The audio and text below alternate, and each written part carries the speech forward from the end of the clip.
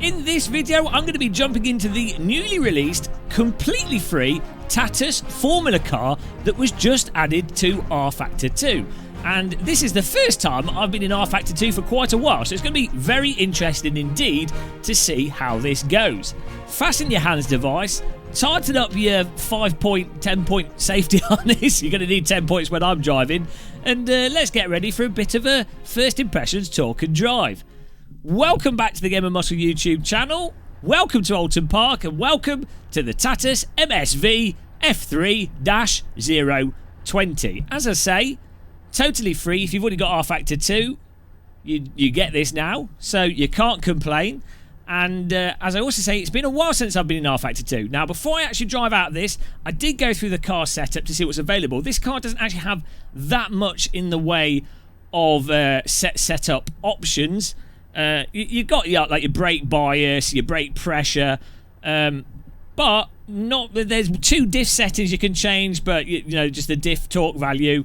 But it's actually really, a lot of the stuff's locked down. This is sort of a rookie car to get people in, rather than something where you want to go mental with settings. And I think for the race series for this, they probably reduce that to keep the cost down, so you don't need like engineers and all fiddling and stuff. So let's get out and drive and see how this goes. I'm actually quite excited here. Now, Rfactor 2, as far as the simulators go, Rfactor 2 is a bit of a weird one, because I'm not actually a huge detractor of Rfactor 2. The driving, the force feedback and stuff.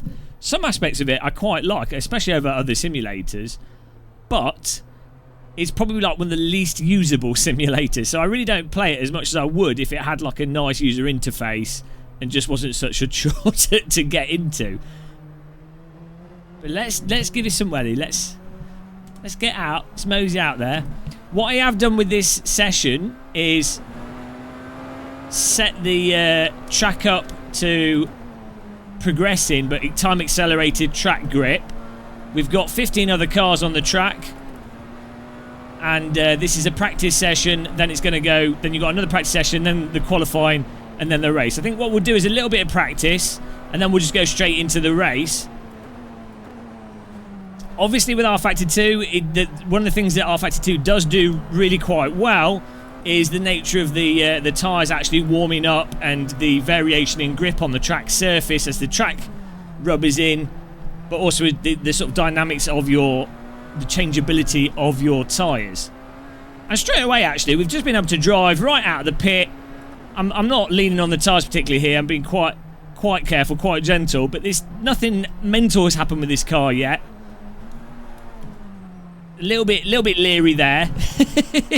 I'm pushing it a bit too early. We're going to get the tyres up to temperature, but nothing totally crazy. Feels relatively connected. And I have to say, one of the things that Rfactor 2 does do quite well, especially compared to iRacing, for example, the force feedback does, for the most part, make you feel pretty connected to the track. You do like the force feedback loads up as you go faster. You do get a sort of nice feel for the gyroscopic effect of the tyres as you increase speed. You can feel really nice suspension feel here on the tyres, on the car as you go over the big bumps. This is quite a bumpy track. You know, you feel relatively connected to the circuit, but there is quite a bit of slip in these tyres as we go through the corners. I'm speeding up a little bit now. Tyres should be getting into the range of usable temperatures. You definitely have that sort of thing of pushing the car into the corner and then getting a little bit of slip. Whoa! And you can feel here that the back of the car actually wants to poke out quite aggressively. I'm not too yeah, I'm not too confident with this car. Let's get the clutch on. I'm not too confident in this car on the brakes. So I can feel the car, when you brake with this, I can feel what feels like the suspension loading up, which is nice because that gives you a sense that you're braking. But I'm not getting much of a sensation of the rear tyres, a range of forces for the rear tyres in terms of when the rear is going to pop out on the brake, which is quite important. So it's a shame it doesn't seem to have that, or if it is there, it's very subtle. It's one of the really nice things with the original Assetto Corsa and the new race room force feedback is you can so easily feel the rear of the car and the load of the rear of the car before it actually steps out. Now, I would say with Race Room, for example, the tyres are a little bit sloppy in Race Room. They're not quite as bitey and snappy as AC or Rfactor 2. So it's kind of sloppy how it is in Race Room. But that feel of it loading up, and actually with IIFFB, to be fair, that feel of it loading up is very, very important for you when it comes to actually braking at the limit and getting the most out of your braking. And yeah, this is making, I think that the lack of that with this is making it quite tricky. But this car seems pretty intuitive, as it should be. I'm loving how it's going over these bumps.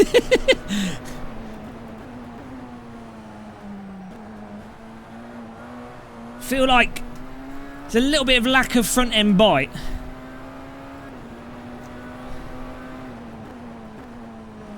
I'd say I would really like the car to, when I get on the brake, I'd really like the front to bite in more. The front is actually quite vague on this. Even when getting on the brakes pretty heavy, the front's reluctant to purchase the track for you to get that nice turn in. And then the back of the car's wanting to follow it around. But all told, this you know, this is my first ever time in this vehicle after quite a break of Rfactor 2. All told, the baseline handling of this is pretty nice.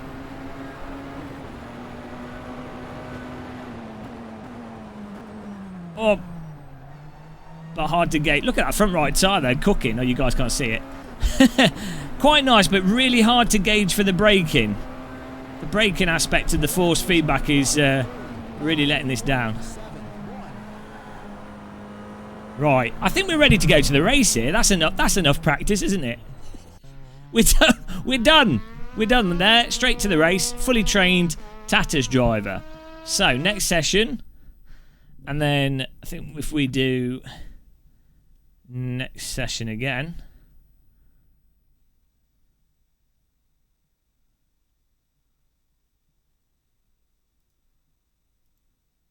I think that's onto the race. There we go. 5-lap race time. Here we go. Let's put the AI to the test here. I've got them on like 94%, I think. Well, I've got a good start. Whoa, karma left. Now, I normally find the AI in Rfactor 2 to be one of the strong points of the simulator. Whoa, he's gone for the drift. I think he's got pit manoeuvred there. Commentator's curse. Yeah, I normally find the AI to be pretty decent in Rfactor 2. In that you normally have pretty good battling with it, and they normally battle each other quite well. But we'll see. We'll see here. We've got some birds flying around the track. This is a very tricky track for AI because it's quite narrow, and so they'll tend to punch each other off when they get to narrow parts. There we go. But look, we've just loaded up, and we're seeing how it goes. That's part of this first impressions lark.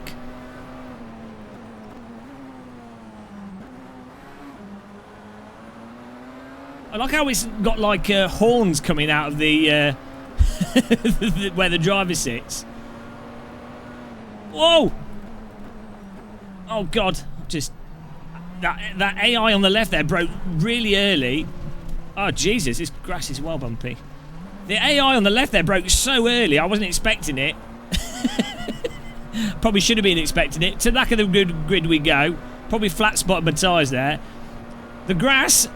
Definitely very slippy. It's always good to test the grass out, I feel, in at least once a lap. Yeah, the grass very slippy on this, but not iRacing slippy and nice and bouncy. But, you know, you expect the grass to be very punishing in a Formula car. These vehicles are with slick tyres as well. They're not designed to drive on grass. But as long as it's slippy and bouncy, but you can still bring it to the track without it being mental, that's not too bad. So I'll give it a grass pass. Whoa! Okay, the curbing wanting to suck the car off the track a little bit there. Now the AI speeding up.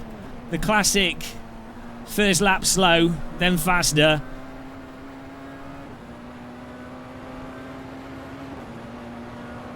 Seems to be a reasonable amount of draft. There we go. Committed through that. You got the downforce with this car.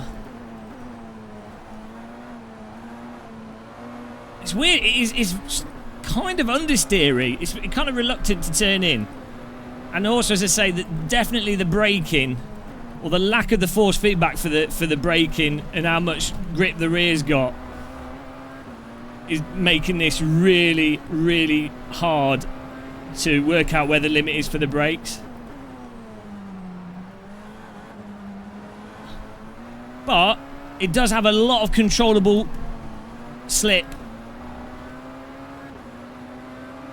so you can like overdrive it. But you see, we're not driving particularly well, and you can sort of overdrive it and pull it back, and then sort of gradually dial yourself into the optimal line. Here we go, up the inside. 1, 2, 2. I'm gonna brake a bit early.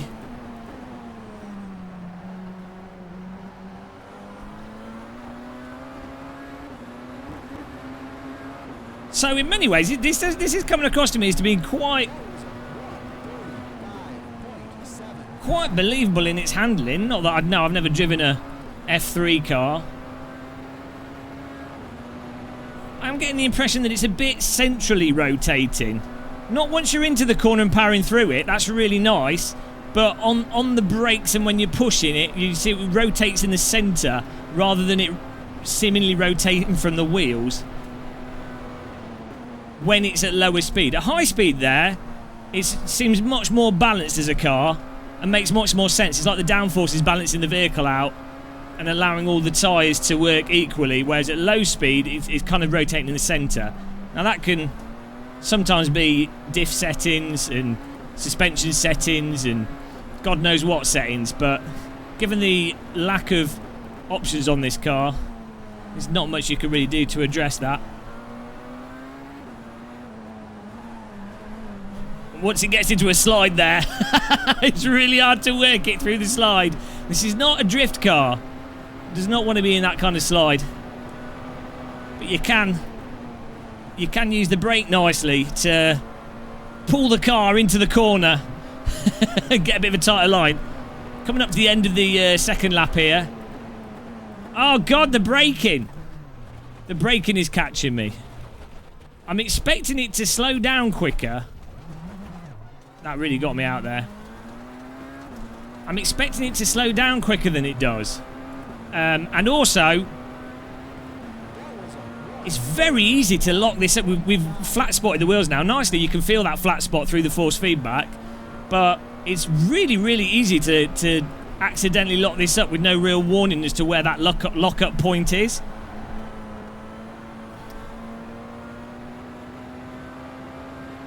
Which again, that's not necessarily unrealistic, but it is irritating turning your as I imagine it's very irritating for real-world drivers, turning your car into a bouncy castle at the push of a brake pedal. That'll be another $2,000 or something for four replacement wheels. Although presumably you probably just flat spot the fronts or whichever wheels you've set the brake bias to be dominant on.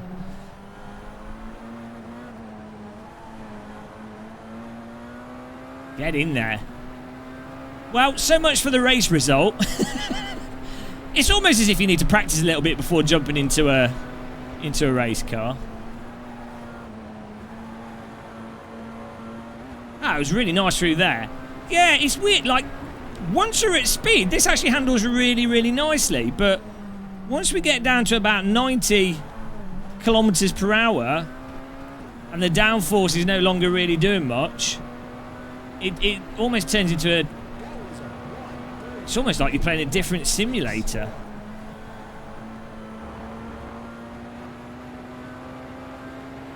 Obviously, you would expect downforce to have a huge effect on cars and how they handle and what goes on, but very, very unforgiving on the brakes. So if you wanna, oh no, well, not as unforgiving as iRacing actually. In fairness, woo, quite active. It's quite nice how active you have to be on the steering, and also the sort of jolt steer you get from the track bumps through the steering, because I'm using a Fanatec Podium direct drive wheel. Rfactor 2 definitely feels and plays a lot better with a direct drive wheel or a decent belt driven wheel than it does some of the lower end wheels. When I used to play Rfactor 2 on a G25, it was an absolute nightmare. Because it's got such a... conveys the suspension compression through the force feedback so much, I think that overwhelms some of the lower end wheels. Oh my god! Whoa!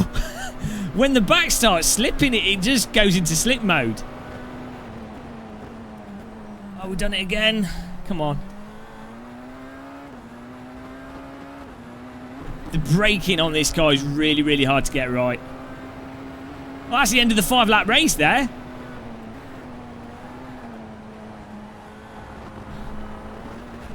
Wow. I mean, it's a free car added to the simulator.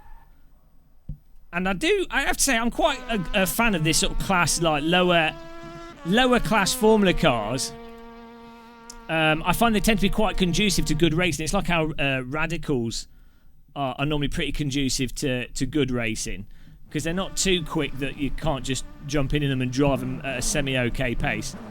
I'm starting another race here. I want to do this without getting mullered by the AI.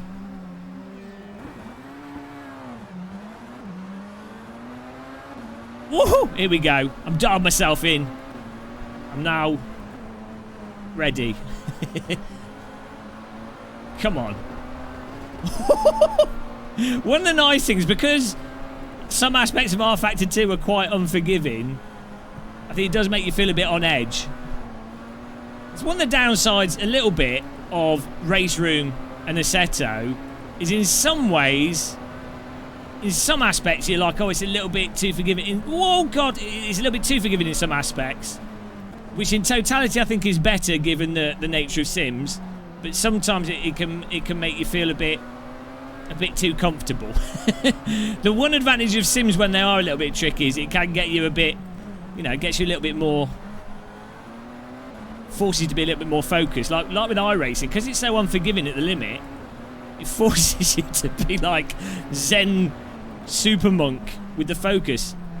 Oh my god, that was very aggressive. Nice contact there though. And also nice by the AI, so we actually basically hammed him. Totally went in too late on the braking there. Put a wheel in his side pod. Merry Christmas. But that was alright. The collision was done really well. He went off out of the way. It affected my car a bit, but it's pretty nicely done. I think what I really need to do with this setup, what with me locking up the brakes, now I'm starting to dial in where the brake points are just from repetition of the current laps, but definitely decreasing the brake force so we're not locking up so easy.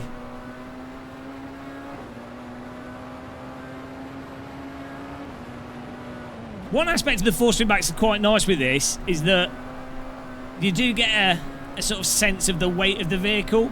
I think that might be partly how it conveys the tyre flex through the force feedback. But that sort of initial flex does give you a sense of the car having a bit of mass to it,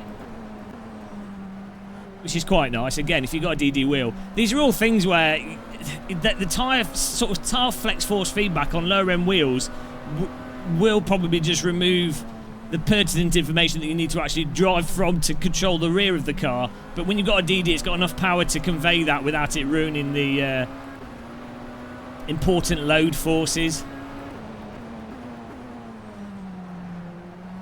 Oh. The AI, this AI is fantastic, I have to say. Look at this. They're putting out a reasonable pace here. They're luring me into racing. We've got a photographer that's having a crazy time on the flash there. Why has he got his flash on in the middle of the day? I'm not sure what that photographer's doing. He thinks it's night time. Easy mistake to make. Many an amateur photographer accidentally puts the flash on in the day. Come on.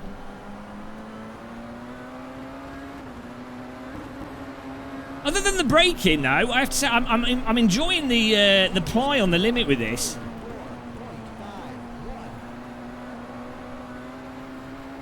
You can slide it a little bit.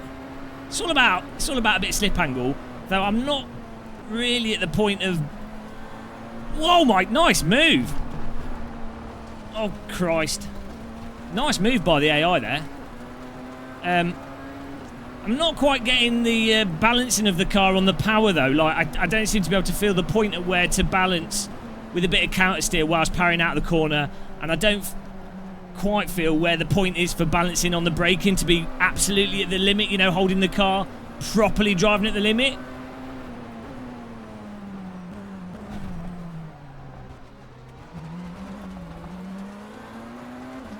We've been relegated again. Jesus, AI is punishing me. Really good that they're doing... Some AI in a lot of sims you'll make a mistake and they'll just drop behind you and never overtake you again. Really nice how these AI are actually punishing me. But yeah, I am actually getting a bit of an impression of feeling as if there's really like a singular line to drive this, even though we do have a little bit of forgiveness to the slip. So if I put too much throttle or too much brake or turn too much, there is a little bit of slip and sliding, and that doesn't just bin you.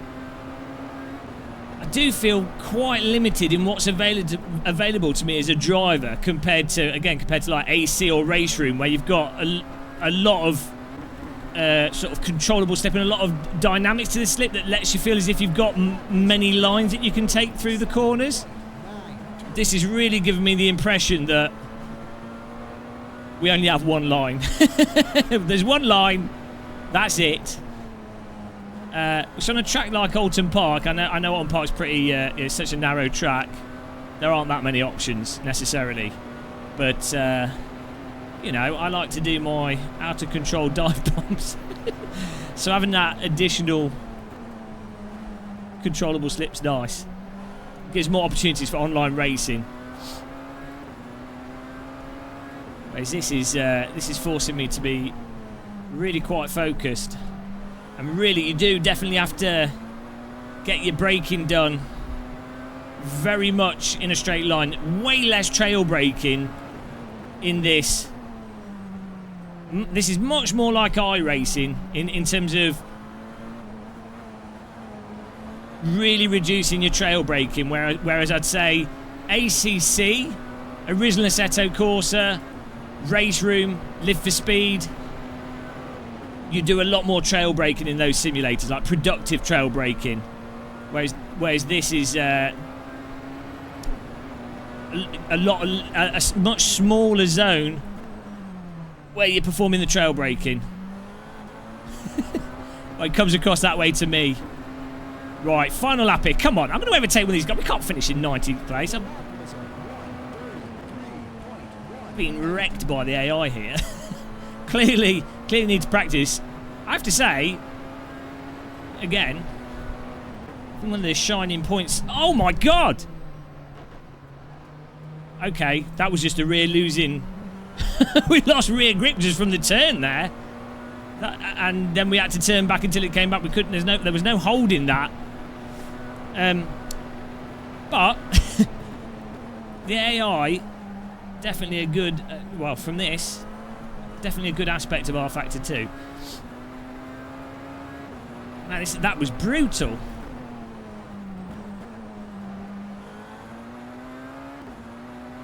Like, you would think with given the lack of setup options on this, the only real thing to stop that from occurring would be, well, not turn as much whilst you're going through that corner, but a bit more rear downforce. But then, I don't know,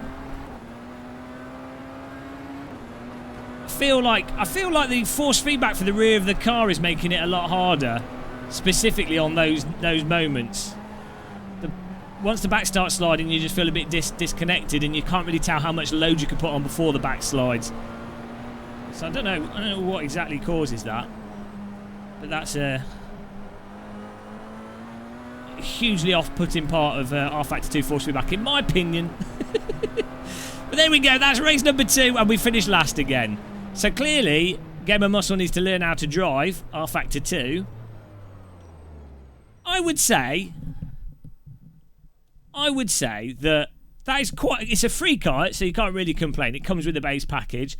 It's not terrible, but that rear slidey aspect at least with the setup that we're running here, and that lack of feel for the specific rear loading and preemptive feel, I would say that sort of reduces it and reduces my joy of this car, and puts it out of 10. We'll put on the Game of Muscle official Teabag 10 Teabag scale. I'm giving this car a 5 overall. The engine sound as well wasn't exactly the most exciting. 5 overall. If we had that force feedback for the rear, it would probably even get to like a 7 or an 8.